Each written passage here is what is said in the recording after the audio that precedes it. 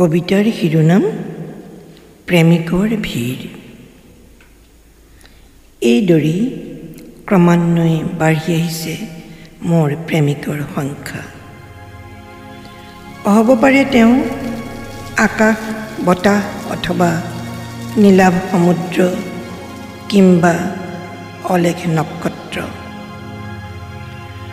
হয়তো তেওঁ হ'ব পাৰে অক্ষয় পাত্ৰৰ স্বৰ্ণ বিগলিত কৰি ৰৌদ্ৰ কিৰণ ঢলা সূৰুজ দেৱতা নতু ৰূপালী জোনাক ঢলা মুক্ত সহধৰ।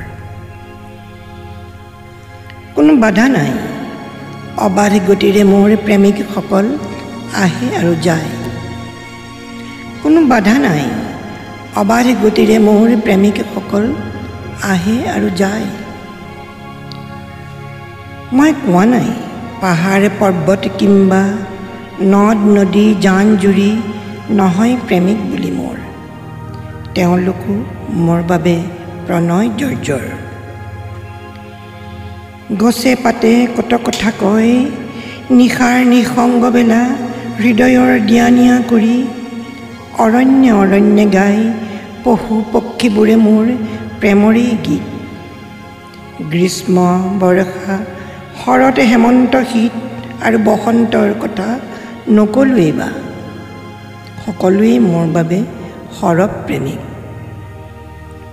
একো নতুন কথা নহয় এয়া, ইতিহাসে ধৰি ৰাখে সময়ক, নতু সময়ে ইতিহাসক। নাভাবিবা মানুহক মই বেয়া পাওঁ বুলি, নাভাবিবা মানুহক মই বেয়া পাওঁ বুলি। কাৰণ মানুহৰ বুকুৰ পৰাইহে নামি আহিছে প্ৰেমৰ সংজ্ঞা। ওঠ আৰু শব্দইহে বিলাই ফুৰিছে হৃদয় এপাহ ফুল, দুটি পাত আৰু এটি কলি।